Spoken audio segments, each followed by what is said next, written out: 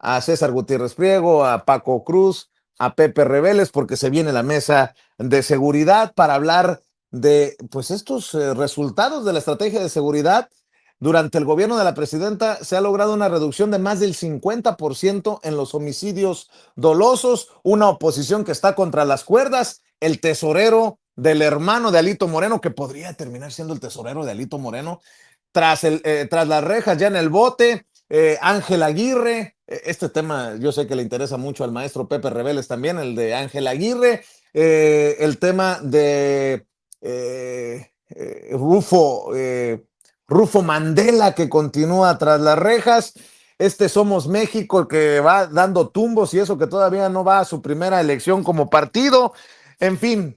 Déjenme saludar al maestro Pepe Reveles, flamante Premio Nacional de Periodismo, autor de libros como Necropolítica y Narcogobierno, Nuevas Dinámicas de Poder en México, del maestro Pepe Reveles, quien también tiene un libro de referencia en el caso Florence Cassé e Israel Vallarta, el afer Cassés, la indignante invención de culpables en México. Por cierto, sé que está al pendiente también de la decisión que se está tomando en el caso de Brenda Quevedo. Son buenas noticias, ya las estaremos platicando, pero déjeme también darle la bienvenida al ex candidato a ministro de la Suprema Corte de Justicia de la Nación, gran amigo de Sin Censura, brother, hermanito, y siempre comprometido también con la verdad, el abogado César Gutiérrez Priego, que ya está listo. Hoy hay columna para que estén al pendiente de la columna que publica en La Silla Rota, y el maestro Paco Cruz, que ya regresó con sus 47 años en el periodismo y su larga lista de libros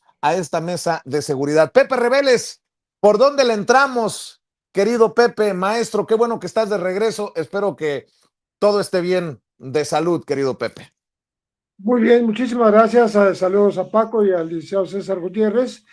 Pues tenemos un exgobernador en el altiplano. Ángel Eladio Aguirre Rivero, que fue gobernador de Guerrero, está en prisión preventiva oficiosa sin derecho a prisión domiciliaria por temor a que se vaya a dar a la fuga. Él fue gobernador durante los acontecimientos que hubo de la desaparición de los normalistas de Ayotzinapa, los 43 famosos, que y ahora está acusado de ocultamiento de evidencia, de obstrucción de la justicia y por supuesto de la desaparición forzada de los 43. Pues le espera como máximo y muy peligrosamente una sentencia hasta de 70 años por estos delitos, cosa que equivaldría a una sentencia perpetua en su caso por la edad. Pero bueno, ahí estamos en espera de ver qué pasa, porque se le acusa de haber ordenado ocultar e incluso destruir evidencia de lo sucedido a los normalistas en la noche del 26 de septiembre de 2014. Hay dos testigos, denominados Blanca y Lambertina, que son del Poder Judicial de Guerrero, que dijeron que él ordenó en una reunión con sus colaboradores ocultar y destruir toda evidencia de lo que había pasado frente al Palacio de Justicia de los normalistas que viajaban en el autobús 1531.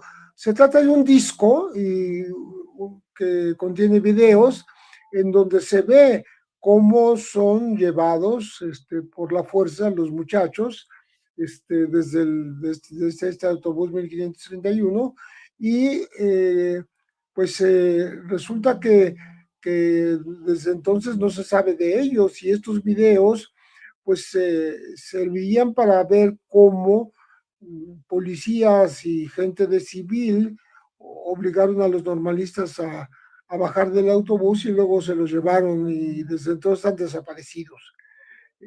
Creo que la,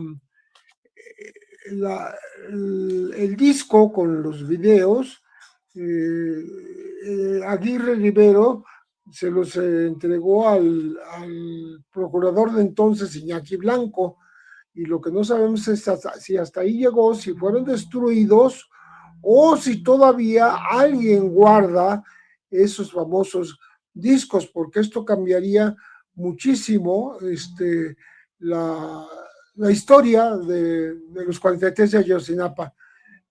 Hay una orden de Aguirre Rivero de destruir estas evidencias, pero no se sabe si en efecto Iñaki Blanco obedeció y destruyó el famoso disco o si anda todavía por ahí, lo cual pues daría pie a una nueva investigación porque está desde entonces fue calificado Aguirre Rivero por las testigos como un tipo peligroso.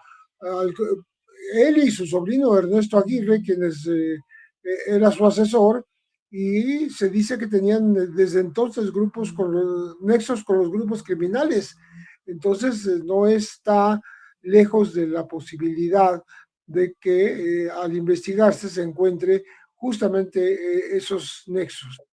Es curioso, me encontré una información de hace 3 años, del 17 de septiembre de 2023, en donde en el marco del sepelio del exgobernador Alejandro Cervantes Delgado, Aguirre Rivero habló con la prensa y le dijo algo muy revelador para estas alturas. Resulta que 2 días después de los acontecimientos en donde son atacados a balazos y luego desaparecidos los normalistas, el comandante de la 9ª zona militar, el general Martín Cordero Luqueño, le dijo a Aguirre, que era el gobernador, pues que todos los normalistas estaban en la escuela, que era un invento lo de la desaparición. ¿Cómo puede el general de zona decirle esto 2 días después? Es también un ocultamiento, pero ya sabemos que al ejército no se le quiere tocar ni con el pétalo de una rosa, ¿no? Eh, pero sí sería bueno volver a hablar con este militar por qué dijo semejante cosa, a sabiendas de que ya estaban secuestrados los muchachos, ¿no? Porque si alguien tenía control sobre el centro de comunicación, control y, y, y de comando en Iguala, era justamente las Fuerzas Armadas. Entonces, pues no podría ignorar el general que lo que había estado pasando en Iguala durante esa noche y después, 2 días después, decirle al gobernador, pues no es verdad lo de la desaparición, allá están todos los normalistas en su escuela, ¿no? Entonces, todo eso da pie como para que se averigüe de manera eh, por segunda vez, vamos a decir, de revivir la investigación sobre el caso Ayotzinapa, porque estamos hablando de un asunto que hiere mucho a la sociedad y que no ha tenido ningún resultado reciente, desde que el subsecretario que era Alejandro Encinas dijo que pues ya estarían muertos, ya no podrían existir, pero sí se podía ubicar el sitio donde han sido enterrados y desenterrados, enterrados y desenterrados, me parece que hasta 3 veces, según la información que se ha filtrado.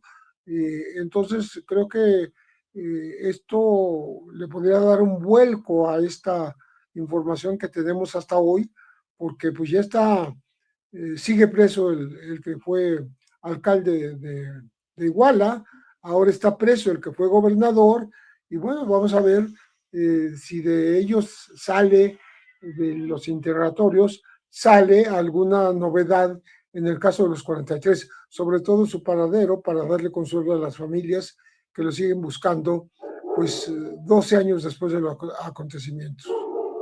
Así es. Sobre este tema que propone para iniciar la mesa, César, el querido Pepe Rebeles, y déjame poner otro también, el de Brenda Quevedo, a la que le retiran las medidas de prisión domiciliaria, le retiran el grillete, el brazalete que tenía. A mí me tocó entrevistarla en su casa hace no mucho y veo cómo, ¿dónde más? Pues con Ciro Gómez Leiva en Radio Fórmula, la defensa la familia, debí de haber dicho, la familia de los personajes que la acusan, que la señalan, están buscando pues que regrese a prisión. Brenda Quevedo, que se eche atrás esto. Señalan que fue un juez del acordeón el que resolvió sobre el caso de Brenda Quevedo, lo que no es cierto, obviamente. Pero bueno, es un caso importantísimo. Se pasó casi 20 años al estilo precisamente de Israel Vallarta.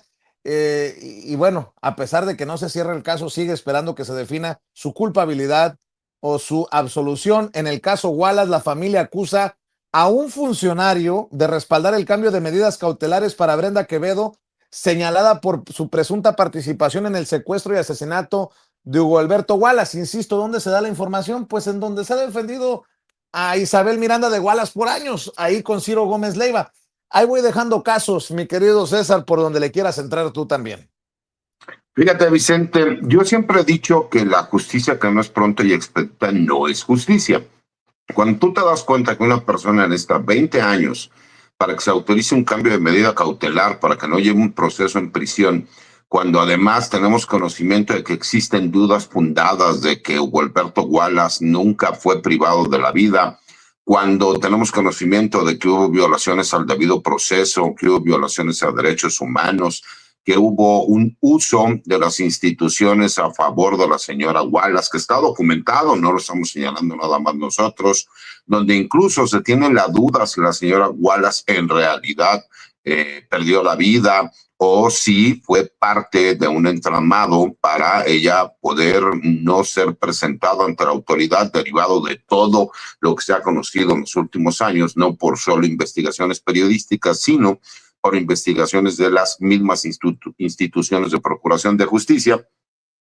Es donde nos damos cuenta que nuevamente México supera a la inteligencia artificial. No es posible que al día de hoy nosotros sigamos escuchando una serie de periodistas que señalen que para ellos la verdad jurídica no es la verdad y que para ellos, mientras existan personas que estén haciendo señalamientos, pues ellos van a seguir utilizando. Y aquí es donde entonces me parece sumamente cuestionable el que un periodista utilice sus argumentos para no querer aceptar lo que todos tenemos conocimiento. Si no se reconoce que el PRI fue una dictadura por más de 70 años, si no se reconoce que el PAN utilizó a las instituciones de procuración de justicia, a las autoridades judiciales, para obtener resoluciones a modo que les sirvieran a los intereses que ellos tenían como grupos políticos, entonces estamos condenados al fracaso, lamentablemente, mi querido Vicente. Mira, yo, como lo dice Pepe, creo que todos en este país tenemos un gran interés para que todos aquellos asuntos que no se han resuelto en tantos años tengamos conocimiento y tengamos luz de lo que realmente sucedió. A mí en lo personal me parece correcto, así como he criticado a la Fiscalía General de la República, hoy reconozco que se tenía conocimiento. Pepe me puede desmentir, o Paco, si estoy mal en la información, que existía un quinto camión. Se tenía conocimiento de que había videograbaciones que el gobierno estatal había tenido acceso, que eso hubiera podido dar luz en cuanto a lo que sucedió, que me parece que hubo varias actuaciones de omisión y de falta de capacidad por diferentes instituciones, como ya lo señaló Pepe. Me parece que las instituciones militares sí se les puede investigar. El problema es que no han sabido cómo hacerlo, no han querido cómo hacerlo. Me parece que ahorita se puede aprovechar la coyuntura de que las mismas instituciones militares quieren que se sepa exactamente qué sucedió y cuál es el grado de responsabilidad que pueda tener cualquiera de las autoridades. Pero ver a un cacique como Ángel Aguirre, que haya sido presentado ante la autoridad judicial, que se haya concedido una orden de aprehensión, que se haya podido corroborar con métodos de investigación, con datos, que efectivamente él ordenó la destrucción de estos videos y que ya teníamos conocimiento como una magistrada del Poder Judicial del Estado de Guerrero había ordenado sin una justificación jurídica la destrucción de ciertos videos, se suma a todo lo que ya conocíamos. Me parece, y aquí es donde viene la pregunta más importante, entonces, ¿qué sucedió con Arely, la fiscal general en su momento con Murillo Caram, qué pasó con Raúl Cervantes, que fue el último procurador general de la República, qué pasó en los tiempos de Gertz Manero, que han pasado 12 años y que apenas estamos viendo que las investigaciones que se debieron haber llevado en algún momento. Esto nos habla también de la conspiración, que por lo menos ya llegó hasta el gobernador del estado de Guerrero. Hay que saber hasta dónde llega. ¿Quiénes más tenían conocimiento? Tuvo conocimiento el secretario de Gobernación, tuvo conocimiento el secretario de la Defensa, tuvo conocimiento el expresidente Enrique Peña Nieto. Eso me parece que es sumamente importante porque los padres de los normalistas lo que quieren es tener la certeza de qué fue lo que sucedió. Y me parece que con investigaciones serias y profesionales es la forma como lo vamos a encontrar. Por eso creo que sí es relevante que sepamos qué sucedió. Y por el lado de Brenda Quevedo, también lo que queremos es ver justicia. Porque no es posible que una persona siga siendo procesada y que lleve 20 años dentro de un proceso y que no tenga ni siquiera sentencia y que nosotros no conozcamos qué fue lo que sucedió. Y como tú lo señalabas, muy parecido a lo que sucedió con Israel Vallarta, ¿no? Porque no es posible el viacrucis que se tiene que vivir en este país. Y por eso personas como yo y otros miles participamos en lo que fue la reforma al Poder Judicial para tratar de poner nuestro granito de arena y cambiar. Aquellos que se equivocan haciendo el señalamiento de que los jueces del acordeón, con el debido respeto, yo que me dedico a postular en materia penal todos los días en diferentes partes del país, tanto en el Foro Común como en el Foro Federal, te puedo decir que hay grandes jueces de carrera judicial, pero también hay pésimos y corruptos. Y también te puedo decir que hay grandes jueces que fueron por elección popular y también te puedo decir que hay otros que no tienen conocimiento de lo que están haciendo, pero son los menos en ambos casos. ¿Qué es lo que buscamos? Pues obviamente que en este país exista la justicia, pero no a los años, sino que la justicia se dé de forma inmediata, porque eso es lo que dice, la justicia tiene que ser pronta y expedita. Justicia que no es pronta y expedita, perdón, mi querido Vicente, Paco, Pepe, no es justicia. Así es, y están chillando muchos de los analistas, Paco, en los medios obviamente corporativos. ¿Por qué cuando la 4T, cuando la autoridad sometida a este régimen, nótese mi sarcasmo, topa con gobernadores por temas de narcotráfico, de huachicol, se detienen? ¿Y por qué tenemos a Ángel Aguirre? ¿Por qué tenemos a Rufo Appel? ¿Por qué ya hasta el contador de los alitos de la familia Moreno, pues, Alejandro Moreno Cárdenas, me refiero al presidente del PRI? ¿Por qué la persecución? Pues la ley es la ley y la justicia es la justicia y las autoridades tienen que ir no importando si se trata de alito o no. Para eso muchos votaron, mi querido Paco, y estamos viendo precisamente cómo todo lo quieren politizar. Mi querido Paco, del tema que gustes, te saludo nuevamente. Vicente, Pepe, César, buenos días de nueva cuenta. Fíjate, Vicente, ¿por qué todo lo reclama la oposición? Tiene razón. Digo, si yo fuera oposición, reclamaría. Porque yo te platiqué ayer lunes, si tú le quitas a la oposición personajes como Ernesto Rufo Appel, que es un sinvergüenza, le quitas a Ángel Aguirre Rivero y ahora tienes al contador de los alitos, tienes razón. Él era el contador de Alejandro Moreno Cárdenas, no del hermano, después derivó en el hermano, pero era el contador de alito y él usaba la mamá. Si tú le quitas todo esto a la oposición, pues la vas a hundir antes de que lleguen las elecciones. Lo que la oposición tramposamente oculta, por ejemplo, en el caso de Aguirre, yo recuerdo en 2016, por ahí desde finales, de mediados de 2016, el grupo de investigadores se llama Grupo Interdisciplinario de Expertos Independientes, el GIEI, que contrató, fíjate, el gobierno de Enrique Peña Nieto, por cierto, claro, por consejo de autoridades internacionales. Lo contratan y el GIEI, cuando rinde su primer informe, lo que destaca primero es eso, es que desaparecieron las cámaras que estaban en el Tribunal Superior de Justicia o en el Palacio, las instalaciones, porque el Palacio está en Chilpancingo, pero destaca que ahí en las instalaciones del Tribunal Superior de Justicia en Iguala, de Guerrero en Iguala, tenía cámaras y desaparecieron. Y documentan que allí justamente se dio una de las grandes intercepciones y que había policías municipales, pero había policías estatales, que había videos de esas cámaras y descubren que Lambertina Galeana Marín los destruyó. Los destruyó. Yo te dije, sin temor a equivocarme, antes de que se supiera de que había testigos contra Ángel Aguirre, yo te dije, segurísimo es Lambertina una de ellos, porque ella lo sabía, porque ella lo destruyó, ella lo dijo, se lo dijo a los investigadores. Y cuando le preguntaron, ¿pero por qué los destruyó? Dijo, pues es que no tenía nada. Y yo digo, ¿qué carajos va a saber ella? No es perito, no es perito forense, no conoce nada de computación, no nada. Entonces, ¿por qué los destruyó? Y el GIEI lo denunció, hay que reconocerles, cometieron algunos errores, sí, recibieron dinero del gobierno de Peña, sí, pero hay cosas que dijo el GIEI, tampoco hay que descartarlo. Y una de ellas fue esto: el Tribunal Superior de Justicia, con Lambertina Galeana, destruyó las dos cintas que ellos tenían.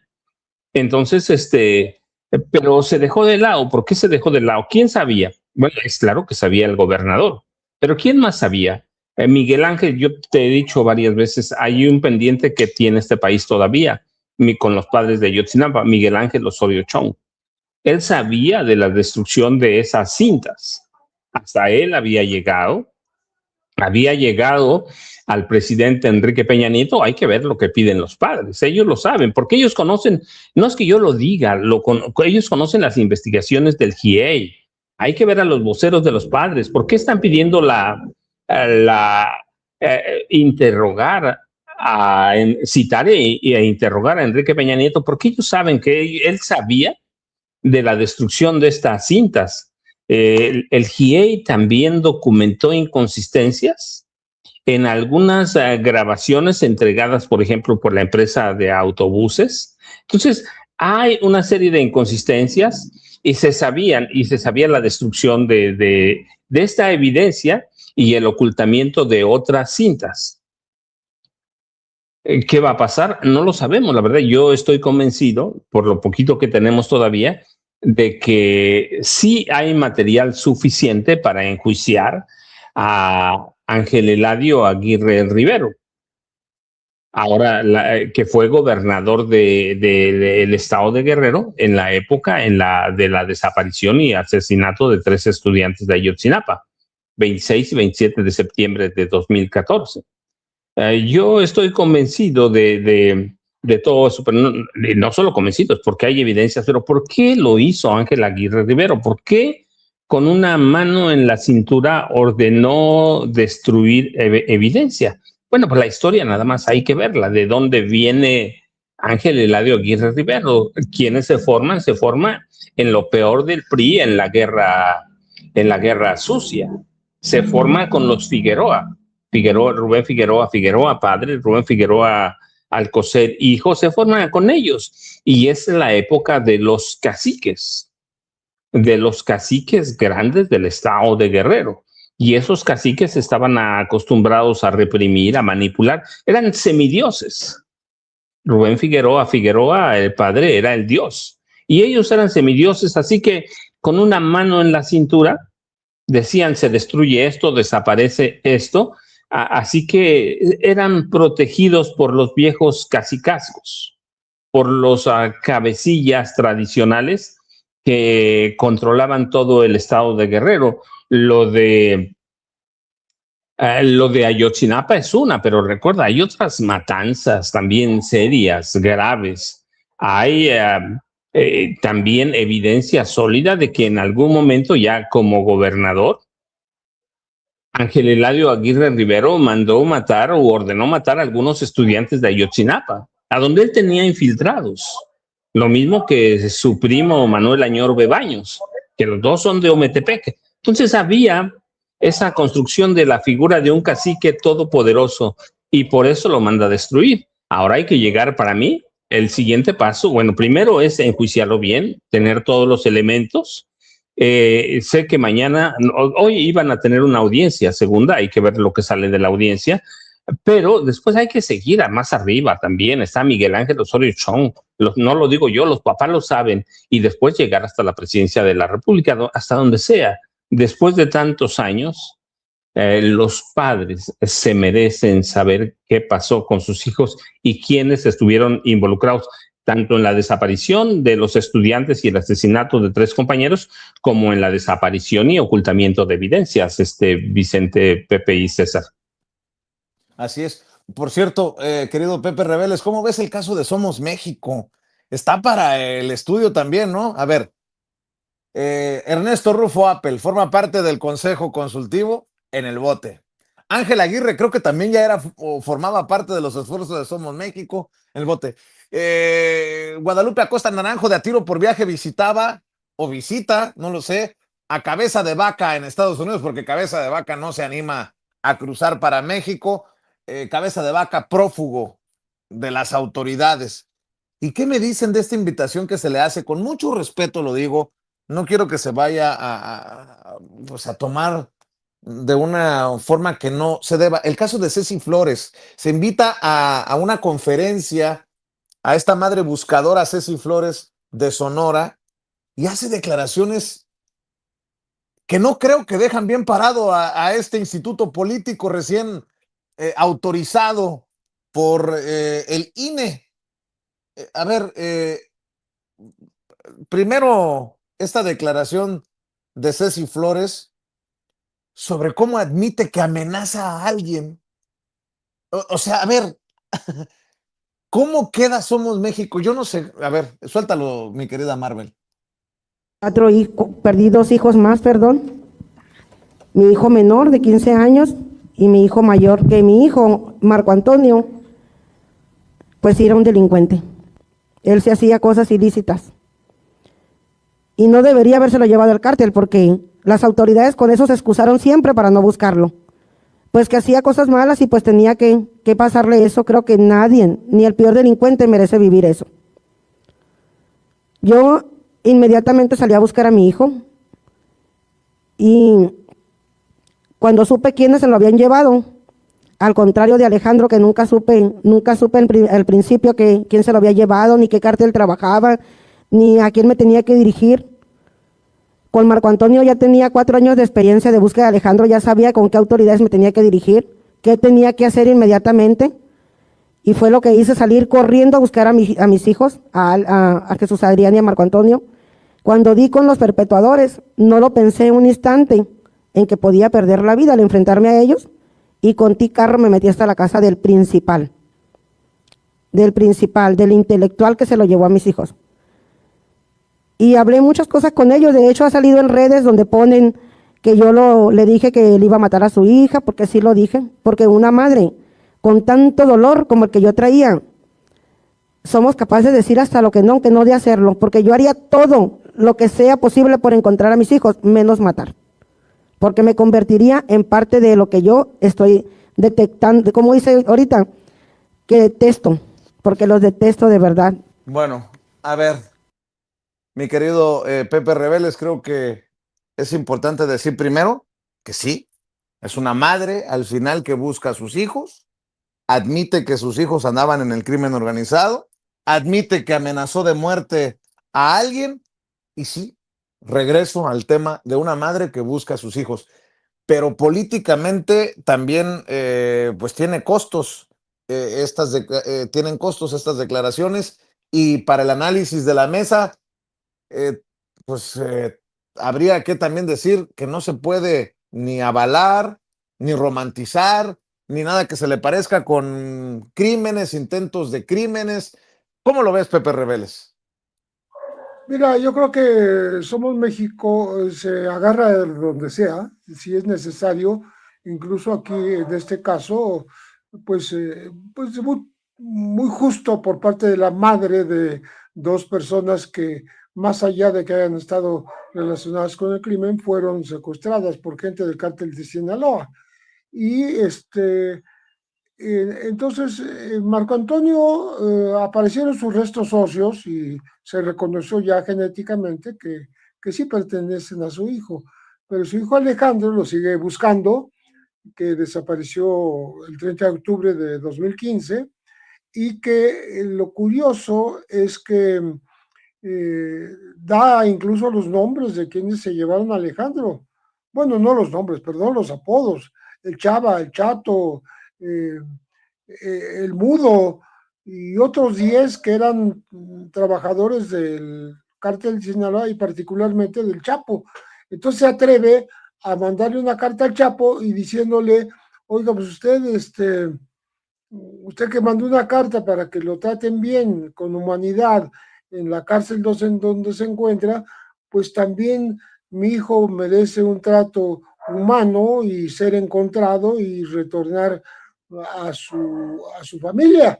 Entonces, creo que eso pues cimbró a mucha gente, porque pues escribirle una carta directamente al Chapo, allá donde está en la cárcel, y citando cómo el Chapo desde la cárcel ha enviado cartas a la autoridad pidiendo un trato más digno, pues dice, pues también te pido yo que te suplico que por tus, que nos digas dónde quedaron todos los muchachos que desaparecieron, no nada más sus 2 hijos, Marco Antonio, que ya fue identificado, y Alex, que no sabemos si está vivo o muerto, porque fueron muchos más los que desaparecieron en Sinaloa en la época de la que está hablando, en el 2015. Entonces, creo que el asunto se eleva con esta cuestión que es muy mediática con respecto de acudir, puesto que la autoridad no da solución a las cosas, está acudiendo a un delincuente preso que está en una cárcel de por vida y le está pidiendo que por favor, le está suplicando que lo ayude a encontrarlos, porque él sabe seguramente dónde se ubican. Todo esto en el marco de una política como la de Somos México, pues llama mucho la atención, porque pues se están metiendo en camisa de 11 varas, después de que Somos México fue señalada como esta organización que recibió muchos recursos por parte ni más ni menos que del Huachicol, y a través del Ernesto Rufo Appel, que ha sido enviado también a la cárcel y que está, digamos, ligado a una red de Huachicol y ligado a Somos México. Entonces, creo que se complica un poco la política con el narco, con la petición de la aparición de desaparecidos, etcétera, en un cóctel que realmente hay que desenredar. Sobre todo, darle salida real, más allá de que el Chapo dé respuesta o no dé respuesta. La madre le envía incluso su domicilio, dice, yo no tengo miedo de que ni tengo que ocultar dónde vivo en tal lado, ahí contésteme por favor, porque quiere saber, simplemente quiere saber dónde está uno de sus hijos, porque pues el otro ya sabe que lo mataron. Pues parte de todo este cóctel, dijiste, ¿no, querido Pepe Rebel? Es un cóctel con muchos elementos y bueno, si me permites, mi querido César, también quiero mencionar tu columna en La Silla Rota. Siempre que hay columna hay que mencionarla, hay que hablar de estos temas que tú abordas también en lo que escribes en diferentes medios de comunicación. Querido César, ¿de qué va la columna esta semana? Hago la columna donde señalo que Quintana Roo no puede perderse por una candidatura bajo sospecha de crimen organizado. ¿Y por qué lo digo así? Porque Mexicanos contra la Corrupción y la Impunidad hizo una investigación. En esa investigación, que además la hicieron muy pública y que fue retomada por Azucena Oresti, por el mismo diario Reforma, hacen una serie de señalamientos en donde hay un personaje que está ligado a el candidato Rafael Marín. y que es un personaje que en su momento se le ligó también con esta banda o señalamientos de una operación que se llevó a cabo que se llamaba Operación Caribe y que tenía que ver con esta mafia rumana que se dedicaban al robo de tarjetas de crédito, de turistas y que operaban en todo el estado de Quintana Roo. Y me gustaría, por ejemplo, hacer el señalamiento en esta mafia rumana en donde este personaje de Florian Tudor, quien ya tiene, si no mal recuerdo, poco más de 2 años preso en nuestro país por ser el líder de esta banda, había un personaje que se llama Alejandro Arco Romero, quien fue investigado en su momento de acuerdo a esta misma investigación y que incluso la unidad de inteligencia financiera y el gobierno de los Estados Unidos solicitaron en su momento el aseguramiento de cuentas porque tenían que ver con este grupo criminal. Todo esto, obviamente, pues haciendo referencia a la investigación que hacen Mexicanos contra la Corrupción. Y ahí es donde yo hago el señalamiento y pregunto, ¿no? Si bien es cierto, en este momento son acusaciones, ¿no? Me parece que la Fiscalía General de la República tendría que ser muy profesional y estar muy atenta, pero también el partido Morena. ¿Y por qué lo digo así? No es violar los derechos de un precandidato, porque es un precandidato en este momento, Rafael Marín Mollinedo, pero la realidad es que si ya tenemos la problemática de que la oposición está utilizando una narrativa en donde habla de un narcopartido, narcocandidatos, ¿cómo vas a dejar que una persona que se le está imputando, que está ligado a un personaje que formó parte de una de las mafias más complicadas en este país, que fue la mafia rumana, que además señalan con documentos, de acuerdo a esta investigación, que trabajó en la Agencia Nacional de Aduanas, con Rafael Marín, y que ahora sacan fotografías donde este personaje se encuentra de forma muy ligada y allegada a lo que es su pre-campaña para buscar la coordinación del estado de Quintana Roo? Me parece que este es el momento en que la Fiscalía General de la República y Morena tendrían que salir y hacer una investigación para que no existiera dudas y para que el día de mañana no se señale o se diga que no se dijo, que no se investigó y entonces termine siendo candidato o que tenga la posibilidad de ser candidato un personaje a quien están acusando, ¿no? ¿Y por qué? Porque para mí en lo personal creo que Quintana Roo es un estado muy importante en donde si existe la sospecha o la duda de una situación en donde hacen un señalamiento como este, más allá de la parte política que se pueda pensar, porque puede ser también un ataque político, me parece que no puede existir dudas. No solo en Quintana Roo, sino en cualquier estado de la República. En este caso, pues es una noticia que llamó poderosamente la atención, es una noticia que puede traer un tinte político, pero que es una obligación tanto de Morena como de la Fiscalía General de la República investigar, para además hacerlo de forma inmediata, porque nosotros ya tenemos la resolución que se va a llevar a cabo en poco tiempo, y el día de mañana, si él termina siendo el coordinador de la defensa del voto de la Cuarta Transformación, obviamente vendrán todas estas acusaciones. Y si no lo es, entonces señalará que existe una guerra sucia en su contra. Me parece que es el momento de que la Fiscalía General de la República y Morena se pongan a trabajar para no dejar ninguna duda. Y eso es lo que explico en la columna del día de hoy, mi querido Vicente. Así es, y bueno, también estaba viendo algunos detalles que son, por decirlo bajito, preocupantes, que ameritan atención. Y desde el liderazgo de Morena, bien lo dices, mi querido César, por este caso, hay que revisar la columna de César en La Silla Rota. Y estoy viendo también el caso Michoacán. Hoy se habló en la estrategia de seguridad de Uruapan, un Michoacán en donde Grecia Quiroz sigue generando noticias.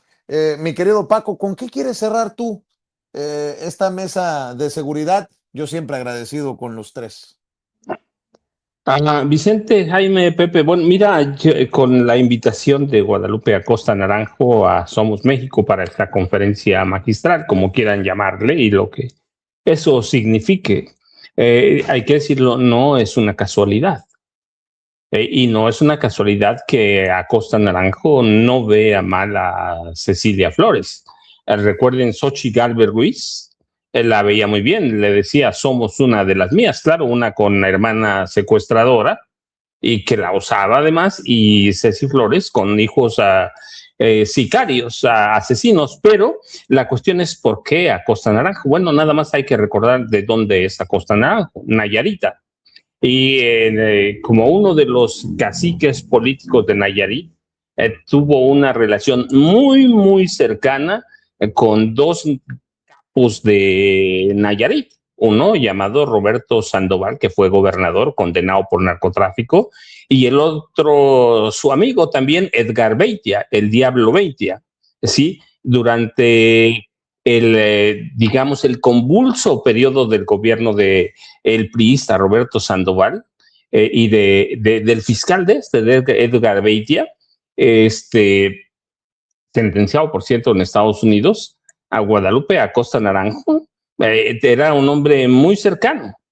Era un hombre muy cercano y tenía, yo digo, una actitud acomodaticia y una complicidad omisa frente a la violencia que había en su tierra, allá en Nayarit. Así que Acosta Naranjo no es un tipo inocente, de pronto lo vemos, no, pues lo maneja fulano de tal, lo maneja fulano de tal, sí, pero la realidad es que Acosta Naranjo tiene una carrera propia, de traiciones, de corrupción, pero sobre todo tiene una carrera propia en Nayarit, en donde fue ligado a personajes vinculados al narcotráfico y narcotraficantes abiertamente. Así es que a mí, más allá del pragmatismo, lo que sea, no me extraña que haya invitado a la señora Cecilia Flores.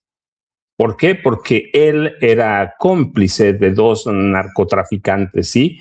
Ya enjuiciados, juzgados y condenados. Así que por eso no ve mal a Cecilia Flores, por eso pues puede hacer sus gestos, pero él mismo fue cómplice por omisión de sus amigos Roberto Sandoval y Edgar el Diablo Beitia, que lo conocimos muy bien en el juicio que se siguió allá en Nueva York a Genaro García Luna. Vicente, César, Pepe, yo ya sabes, @ Paco Cruz Jiménez en X, antes Twitter, Francisco Cruz Jiménez en Facebook, que nos vemos mañana tempranito, Vicente.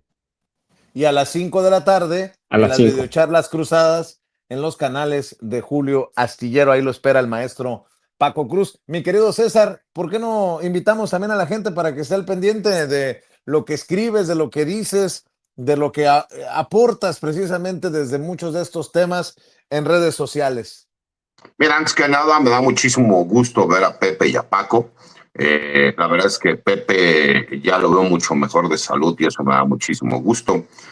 Con Paco, obviamente, mucha la interacción que muchas veces tenemos. Me da gusto también verte a ti, mi querido Vicente. Y como siempre, agradecido con los espacios. Yo los invito a que me sigan en mis redes sociales, que es @CesarGutiPri en X, en TikTok como @CesarGutiPri1 y en mi cuenta de YouTube como César Gutiérrez Prego. Obviamente en las columnas de opinión que escribimos, y ofrezco una disculpa si ya no he tenido tanto tiempo para estar en diferentes espacios.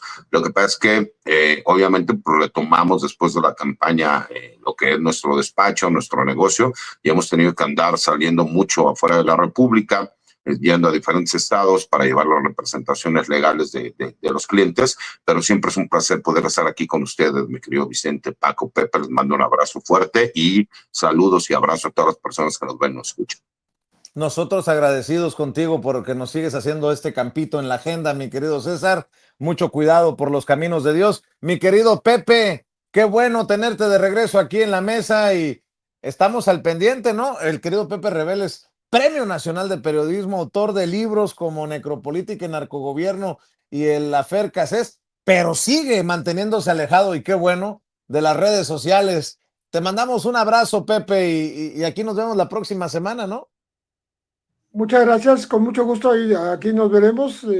Estaremos atentos a lo que ocurra en estos días.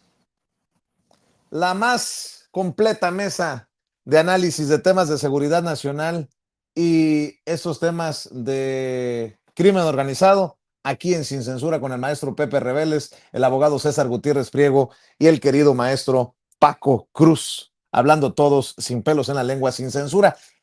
Muchas